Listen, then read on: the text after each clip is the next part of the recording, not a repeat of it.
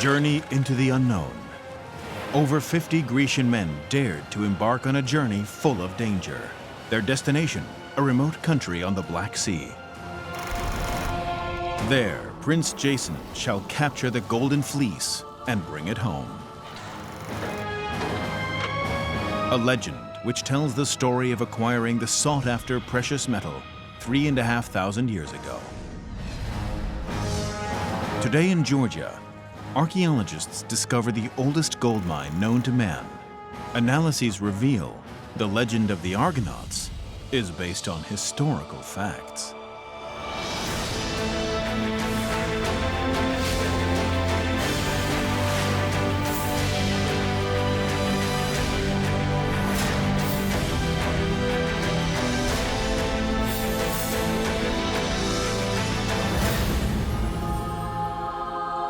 Iolkos, 1400 BC.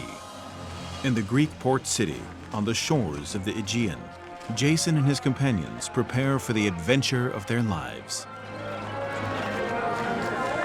The hero has the largest ship ever seen made for the enterprise, the Argo, named after its builder. The crew is comprised of 55 nobles from across the country. The prospect of fame and a good haul attracts them to take the daring journey over the sea. So that the gods favor their mission, the sailors offer a sacrifice.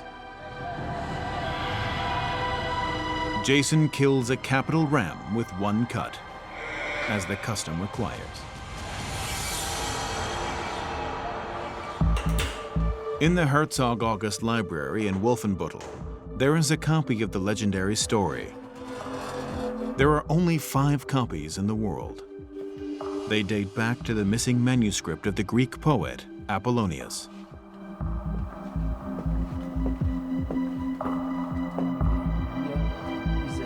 Scientists have been scrutinizing the myth of the Argonauts for a long time. For the researchers, the text is a fine example of the ancient worldview which Apollonius documented in 300 BC. According to ideas at the time, the Earth was a disk surrounded by a circular river and murderous monsters. To venture to the edge of the Earth was a suicide mission. Jason would receive an especially dangerous task from his uncle, to be completed safely and unharmed. Consequently, he tries to send him to the edge of the world, and the edge of the world is a dangerous place, and a place that you don't come back from. You could say that he sent him to Mars, symbolically sent him to Mars, so to speak. It is known that nobody comes back from there, but you can picture it in the story. It is known that nobody comes back from there. Everything begins with an oracle. It is about power in Iolkos. A priest conveys the warning words of the seer. The holy woman knows about the ruler's fate. King Peleus must fear for the throne which he snatched from his brother a long time ago. Jason, the rightful heir, has suddenly appeared to overthrow him. The only consolation, the old man can recognize the stranger, according to the promise. The mother of the gods, Hera, intervenes in the form of an old woman. She asks Jason to help her get a sow across the river. The young Greek loses a shoe whilst doing it. With the supposed misfortune of the prince, the oracle's prophecy shall be fulfilled, because the regent of Iolkos was told to beware of a man with one shoe. When Jason appears before his uncle, the monarch immediately sees who is before him. Determined, Peleus uses a bit of cunning. He promises his nephew the throne if he brings back home the Golden Fleece from the end of the world. A journey with no return, as the old man believes. Apollonius praises Peleus's home city as a prospering metropolis. The port was in a prime strategic position in the middle of Greece and benefited from long-distance trade around the Mediterranean. Today, the legendary place is called Volos.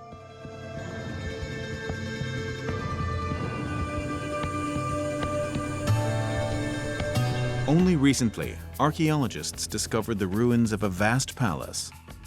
2 significant palaces, storage rooms, workshops, and tombs are testament to the wealth and power of the former ruler. The complex dates back to 1400 BC. The scientists are gathering pieces of a puzzle, reconstructing the story from their findings. For the excavation leader, there is no doubt. Thousands of ceramic fragments prove that the king held a feast for more than 3,000 people. Therefore, Iolkos belonged to the influential center in the Golden Age, when the Mycenaeans held the political and economic reins of power. The Mycenaean palace in Dimini is important with respect to an historical basis for the legend of the Argonauts, because Iolkos and the palace of King Peleus is the starting point of the expedition in the legend. And now we have a palace there which we didn't know about before, which Homer's contemporaries didn't know about, and which the later Greeks in 1000 BC didn't know about. For me, that is an argument that can put some history behind the legend of the Argonauts. Admittedly, there are no inscriptions with the name Iolkos, but the description of the city from old sources and the legend of the Argonauts agree with the findings. Also, there are strongly fortified boulevards, which led directly from the palace down to the port. No one from the surrounding houses could see or access the entrance.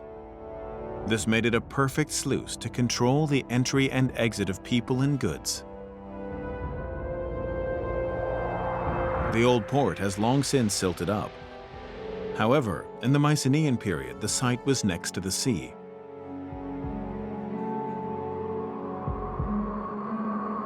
As the northernmost stronghold of the kingdom, Iolkos primarily supplied trading partners in the Aegean. The business relationships reached to Troy, the wealthy customs post before the Dardanelles. The countryside of Iolkos was famous for livestock and agricultural goods. Grain, olives, wine, and fruit were among the export successes of the fertile region. Only the king made decisions about cultivating and distributing the goods.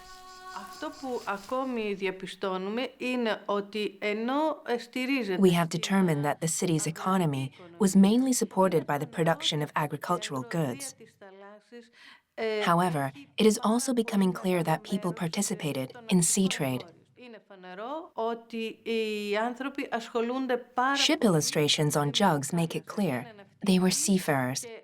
Moreover, the findings from the settlement prove that they regularly imported goods from far away. This means that the inhabitants were in constant contact with the cities in the Aegean and even in the entire world that was known at the time.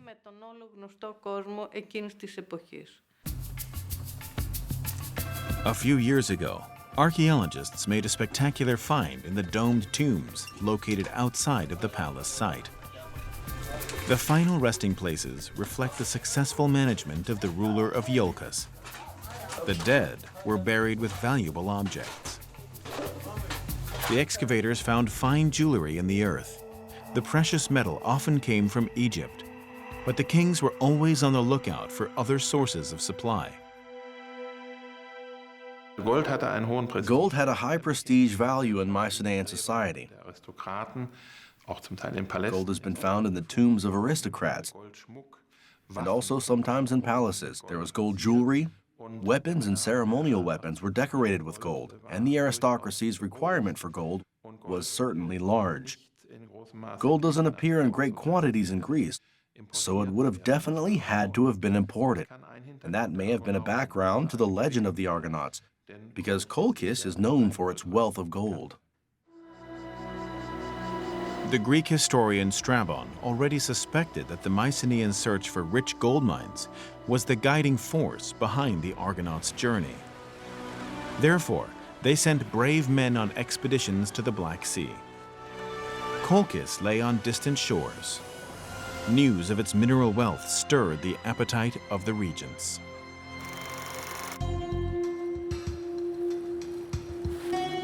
Former Admiral Apostolos Curtis wants to prove with a replica that a huge ship like the Argo could cover long distances, even in difficult wind conditions and against strong currents. He has invested 5 years in the project. Ships are portrayed on a lot of old ceramics, but the illustrations don't show our particular model, but different types of boats, bigger and smaller. So also cargo ships and warships. Our problem wasn't finding a picture of a boat. It was only hard to find the right template to follow.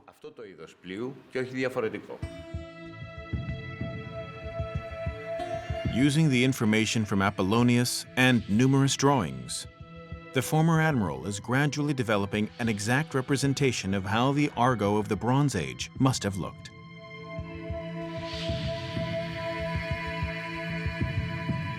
In the end, he will have a detailed blueprint, from the length of the ship, to the number of rowing places, to the equipment, and even the color.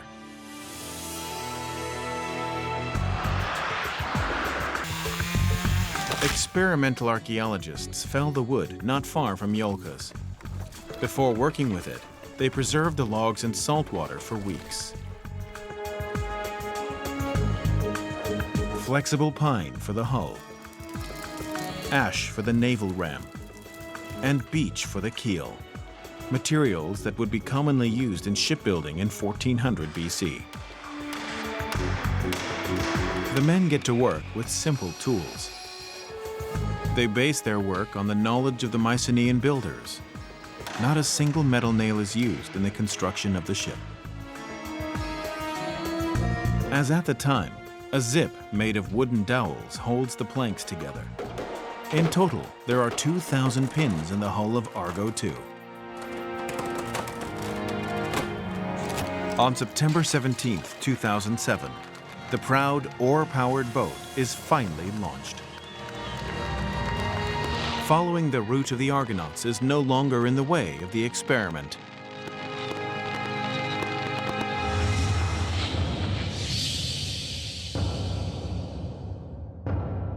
We have 2 significant seafaring stories, the Odyssey and the Argonauts. One may wonder why the Greeks draw on such stories. There are various reasons for that, of course. On the one hand, the Greeks are a seafaring people who set out on far-reaching expeditions very early. On the other hand, seafaring stories are well suited to recounting a whole range of adventures, because you can connect one post to another and be taken to distant lands on which all kinds of exciting things can be projected. Jason's crew was made up of a group of illustrious heroes, according to Apollonius. The leader's companions included Hercules, Orpheus, Castor, and Pollux. But who was actually on board instead of these mythical figures is a mystery. However, each man on the crew would have had to have shown special abilities to safely navigate the ship and to overcome the dangers at hand. Jason's best friend enjoyed a prominent position at sea. Erginos assumed the responsible position of helmsman. The young noble came from Miletus, a city in Asia Minor.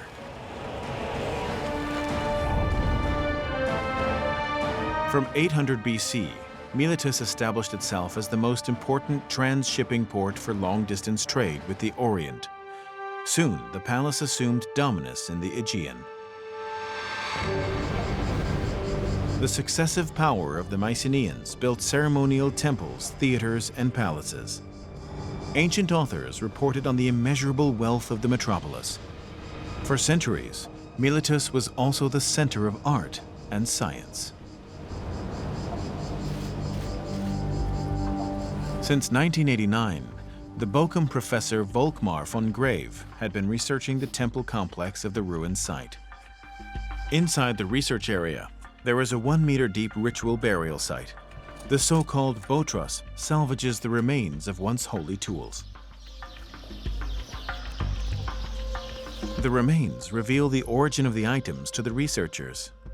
They come from all over the world, proof that at the time, Miletus played a leading role in the international stage. An advantage which led to the establishment of colonies up to the Black Sea. With respect to colonization, Botros teaches us something new. Before there was a lot of doubt. We knew little about the 7th century. Now we have found this, with far more than 1,000 objects, and it creates a new picture.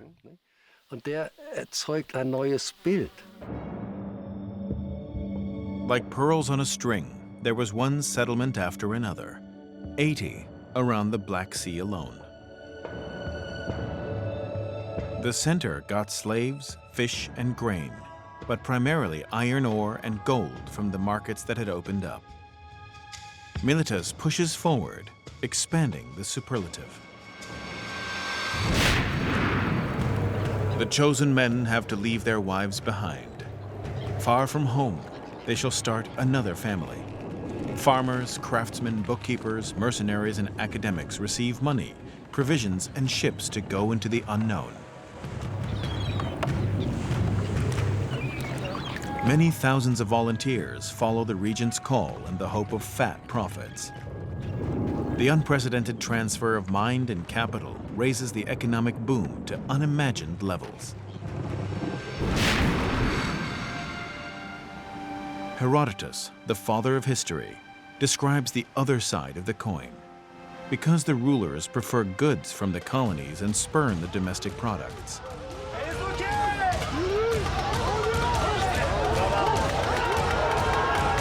Miletus's foreign trade policy isn't without effects.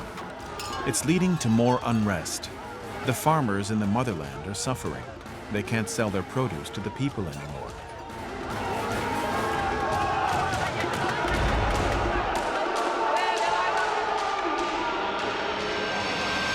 The tyrants give the insurgents a short trial. Whoever disrupts order, such as wildly proliferating ears of wheat, is expelled from society and forcibly sent to a new settlement. The legend of the Argonauts points out that strongholds had been built on the Black Sea long before Miletus.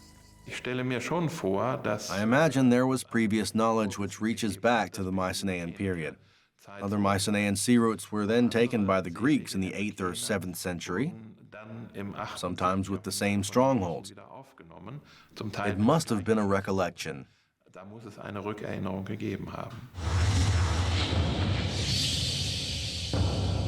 Apollonius recounts in detail which ports the Argo visits en route. These ports of call are where the seafarers have wild adventures.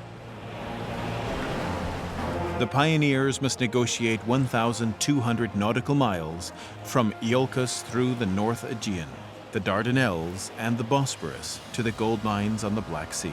They only reach their destination after 2 years. An adverse wind forces the men to stay longer on land. They not only stash away provisions and water, but go on raids, lead small wars, and father children. In ancient times, common episodes for a hero's journey. The Argonauts passed the first obstacle, the Dardanelles, without incident. But a much bigger challenge faces them, the risky crossing of the Bosphorus, a sea corridor which many seafarers had failed to cross. Even the king of Iolkos believed that Jason would die there. Apostolos Curtis' crew set sail. Men and women ranging from 20 to 72 with no particular prior knowledge want to cover the same distance as the Argonauts did in ages past, with only wind and muscle power.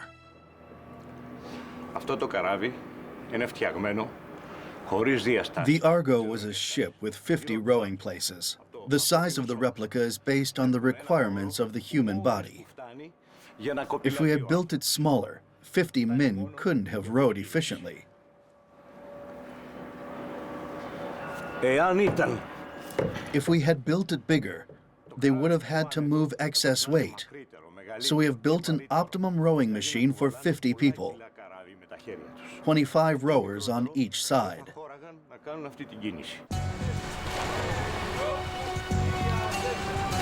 The crew were at the oars for up to 15 hours. In favorable weather, the Argo II covers from 30 to 50 nautical miles at a speed of 8 knots, barely 15 kilometers an hour, a speed which Jason's people could have also reached.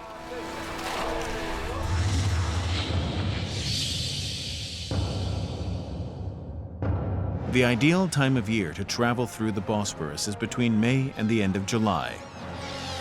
However, the heroes must have arrived there sooner, because they encountered a strong northwesterly wind, which condemned them to wait for 40 days. The myth speaks of 2 crashing boulders, powerful towering waves, and torrential churning waters. However, there is nautical experience behind the poetic imagery and precise knowledge of the natural circumstances in the sea corridor between Asia and Europe. The 31-kilometer water corridor still takes its toll today. More than 450 ships have had an accident in the last 50 years alone. That's why the Bosporus is one of the most dangerous water corridors in the world, because it has a very strong current, just here in this area. Strong changes in course, as you can see here very well. On the other hand, a much frequented stretch of water with about 150 passages per day.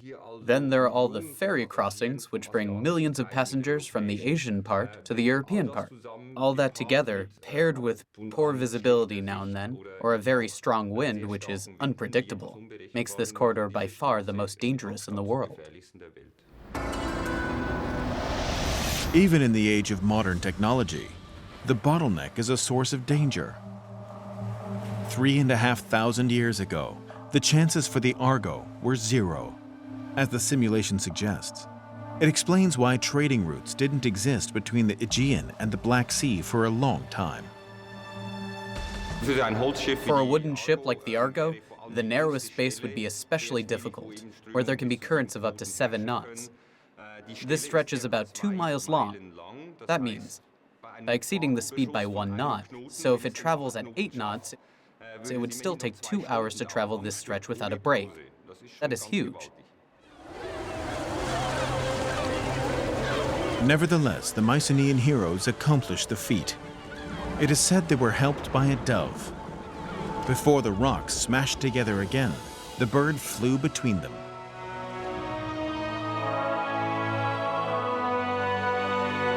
The clever animal signaled to the crew of the Argo that the weather pattern had changed, and therefore so had the current. This was a relief for the Argonauts. The way was clear.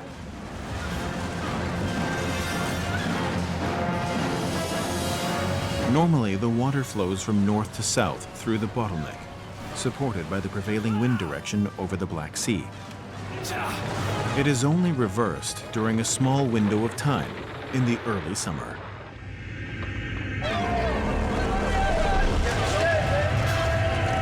Then, a rowboat like the Argo can also travel through the Bosphorus with the current and the wind.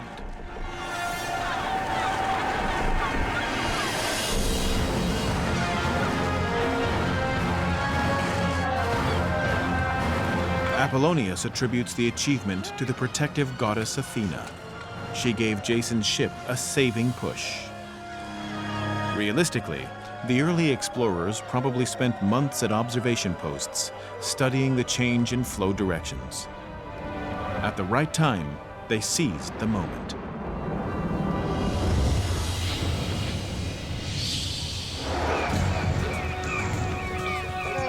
The Argo II failed to make the journey through the legendary sea corridor. The authorities did not give the Greeks permission. The crew covered 600 nautical miles. The distance they traveled corresponds to the distance between Iolkos and the Bosphorus. They managed this feat with untrained people, so it is technically possible.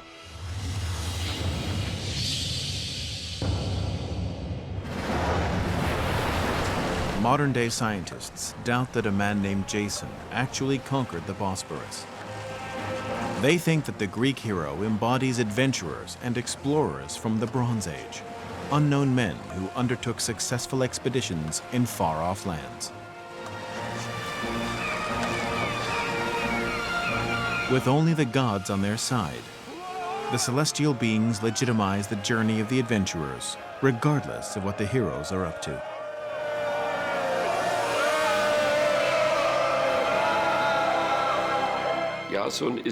There is evidence to support that Jason definitely sailed to Colchis primarily for the gold.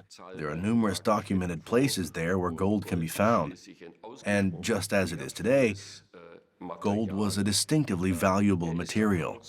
Another possible reason he sailed to Colchis was because there were reports that large quantities of copper and bronze had been produced there. And also, at that time, the first iron had been produced on the east coast of the Black Sea. Potentially, that was also an incentive for a transfer of technology.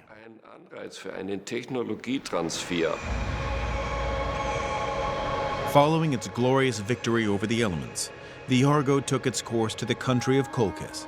The team rowed along the coast in stages. The companions wanted to get to the capital city on the river, Fasis.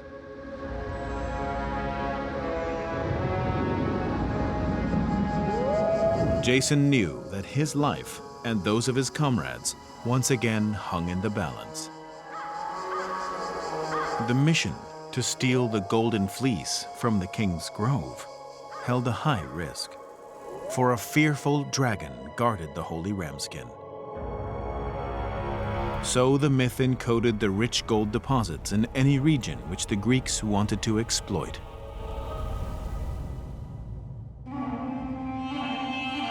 There, where the Argonauts once anchored, lies the modern port city of Poti. In ancient times, the place was a hub for ores, silk, and spices. Now, oil is primarily handled there. Georgian archaeologist Rezo Papuashvili has been looking for the remains of Fasis Palace for decades.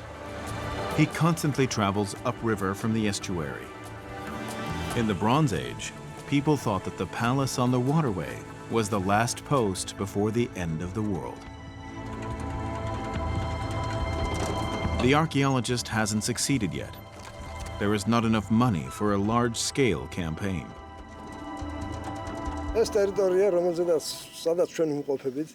At this place where we're now standing, we carried out an excavation 10 years ago.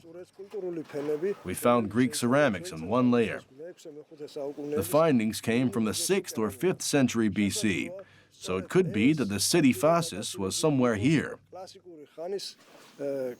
Several Greek and Roman authors still reference it. It would be of great significance to find the city to research the history of Colchis and the Greek colonization.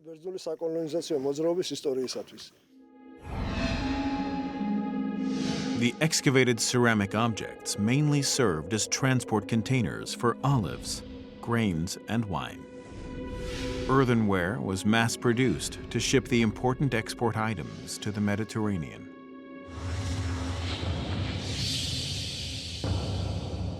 According to the legend, Jason and his men reached their destination safely.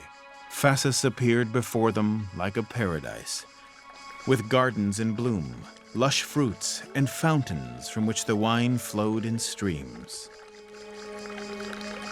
The Greeks also traditionally cultivated wine. The grapes from Colchis stood out because of their excellent quality. Fertile soil and an optimal climate made the region a first-rate grape-growing area. Georgia has an age-old winemaking tradition. It goes back to the Stone Age. And we know that the legend of Jason and the Argonauts talks about it. We have found amphorae outside of Georgia, which provide evidence of a long history of exporting. Also wine export. The morning after the arrival in Fasis, Jason goes before King Aeetes and his family. The ruler wondered at the stranger in the kingdom at the end of the world. When the Greek asked for the Golden Fleece, the monarch recognized the danger he was in, because if he lost the ram skin, his life would be forfeit, as an oracle had foreseen.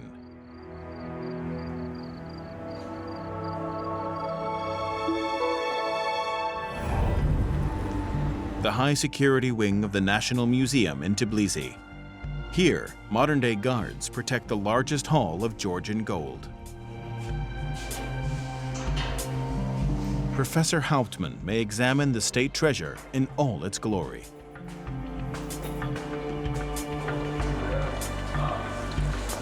The metallurgist wants to determine whether the material comes from the old mines of Colchis. Archaeologists found more than 6,500 valuables from rulers' tombs of different eras. Gold has forever been a symbol of the gods. With the kings of Colchis, there were pieces of jewelry with rams on them, the holy animal of Zeus. The reason, proof of Greek influence in the Black Sea.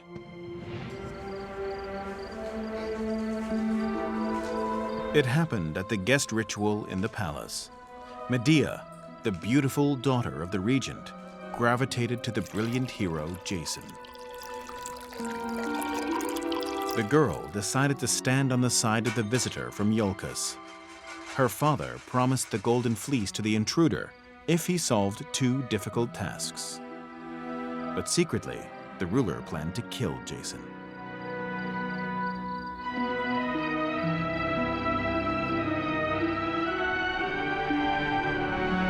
The Argonaut bravely overcame the superhuman tests, thanks to Medea's witchcraft. The love-struck woman laid her cards on the table. If the Greek took her to be his wife, she would help him to steal the valuable skin.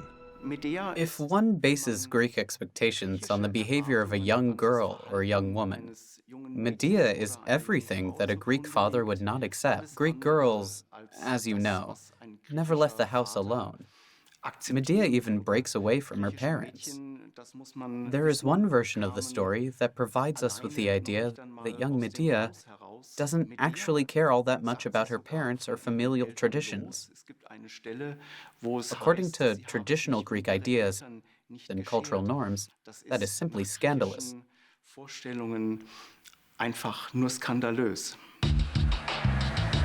Professor Hauptmann is on the way to one of the biggest gravel pits in Georgia. There is still a gold rush atmosphere in the country. The gravel extraction from the rivers has a welcome side effect.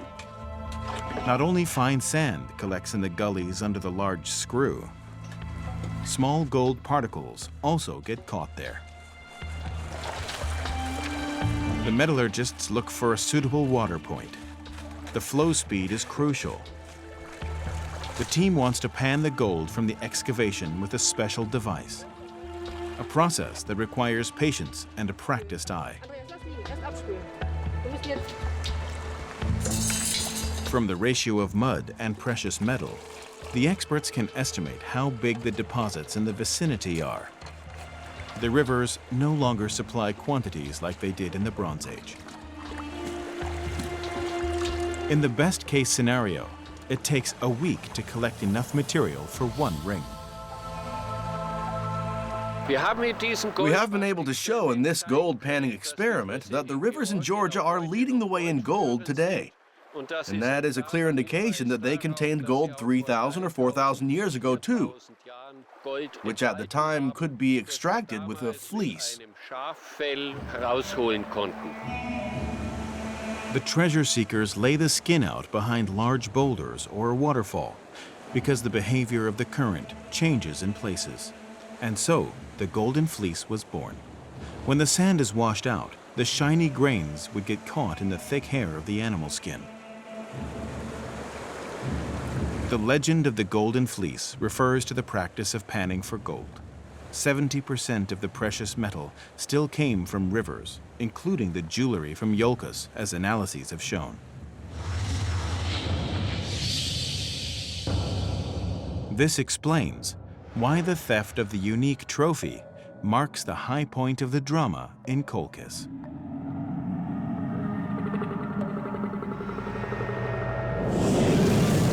At night, Medea and Jason snuck into the holy place. The young woman must once again prove her magical powers. The unsleeping dragon guarded the forbidden place around the clock. With a sweet song, the king's daughter called the gods of sleep to lull the monster to sleep. When the monster's limbs sank to the ground, Medea blew a strong potion into its eyes. What the Greek poet praised as a heroic act is in truth an act of sacrilege. Jason takes Colchis's most valuable commodity, gold.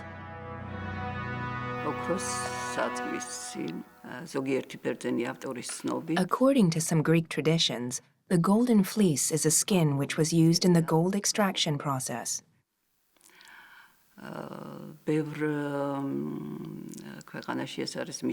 In some countries, the Golden Fleece is a general symbol of power and wealth. Whereas in Colchis, the term Golden Fleece exclusively meant immeasurable wealth of gold.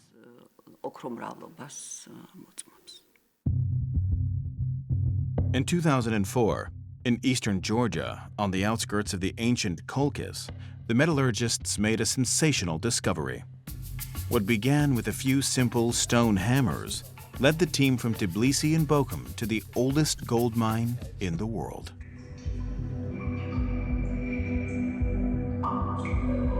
Today, the tunnels of Sakdrisi are in good condition. When they were laid, the workers filled the cavities with earth. These measures prevented the mine from collapsing. When inspecting the individual shafts, the experts came across a large vein which reaches to a depth of about 27 meters. To penetrate to the level means clearing vast amounts of rubble out of the way.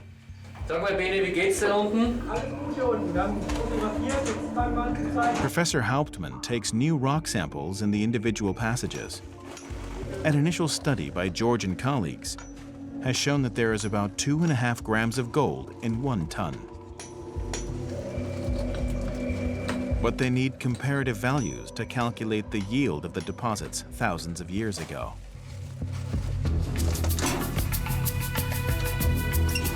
For 5 years, the mining metallurgists have been digging channels from top to bottom. The method hasn't changed since the Bronze Age. People followed the course of the gold veins. That's why the site looks like a Swiss cheese. Openings wherever you look. The most difficult part of the campaign is finding the connection to the deepest section of the main vein. Several attempts have already ended nowhere. But this time, the researchers seem to be on the right path. They discover wood charcoal that is 5,000 years old. From then on, the slogan is, advance from 2 sides, despite the risk of collapse. A short time later, the men retrieve a so-called hammer stone. The find indicates the typical deformation. Ancient miners hammered the ore in the rock using this simple handheld tool. Both teams are getting closer to each other. Then, at last, the helpers can release the cover. According to belief, it sealed the underworld, the place where the angry gods lived. The opening was made. The oldest gold vein in Sakdrisi is open. 30 meters deep, it leads to the belly of the earth. The honor of the ascent goes to the youngest of the troop.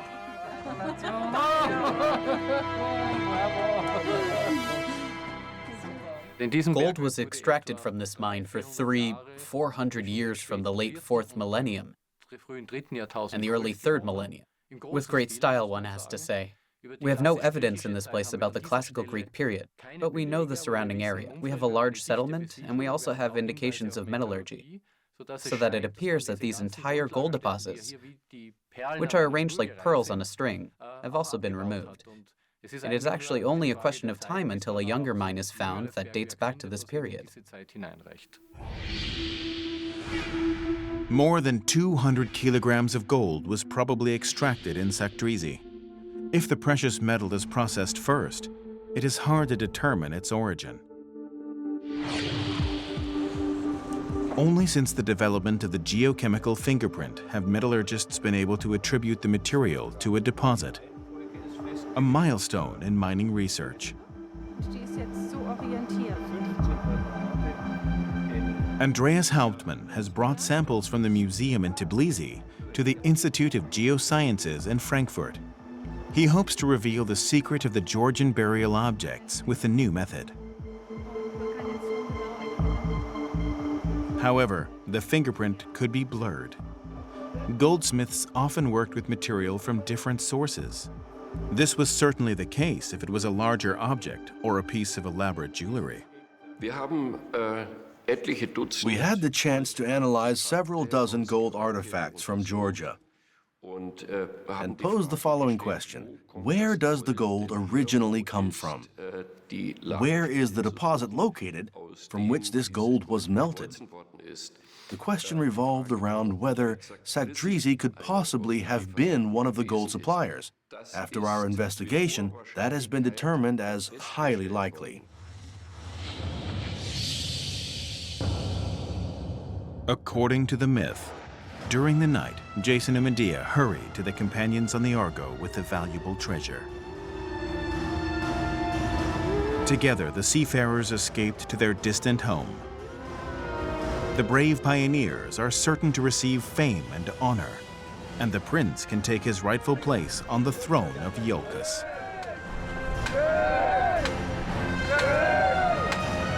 The legend of the Argonauts is more than a legend. It is humanity's first travelogue, a report on the progress of shipbuilding, the sailing abilities of the early seafarers, and the hunt for natural resources in the Black Sea. The foray into sources of gold marked the start of Greece's expansion policy and triggered an economic boom which continued for centuries.